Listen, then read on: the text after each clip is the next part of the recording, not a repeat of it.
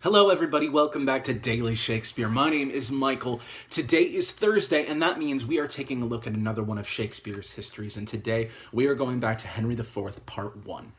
In today's speech, our King Henry IV, has some words of wisdom that he would like to impart to his young son, Prince Hal, regarding the way that he has been conducting himself.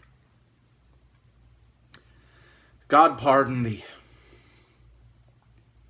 Yet let me wonder, Harry, at thy affections, which do hold a wing quite from the flight of all thy ancestors.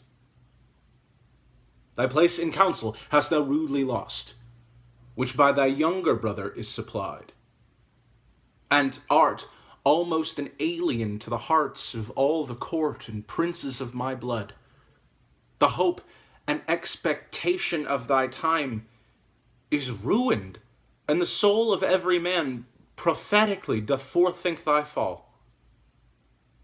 Had I so lavish for my presence been, so common hackneyed in the eyes of men, so stale and cheap to vulgar company, opinion that did help me to the crown had still kept loyal to possession, and left me in reputeless banishment. A fellow of no mark nor likelihood, by being seldom seen, I could not stir, but like a comet I was wondered at, that men would tell their children, this is he.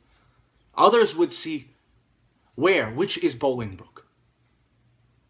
And then I stole all courtesy from heaven, and dressed myself in such humility that I did pluck allegiance from men's hearts, loud shouts and salutations from their mouth, even in the presence of their crowned king.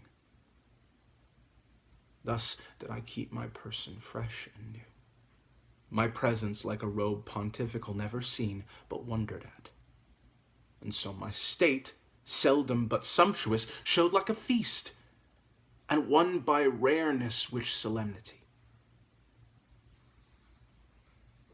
The skipping king, he ambled up and down with shallow jesters, and rash baven wits, soon kindled and soon burnt, carded his state, mingled his royalty with capering fools, had his great name profaned with their scorns, and gave his countenance against his name to laugh at gibing boys, and stand the push of every beardless vain comparative, grew a companion to the common streets,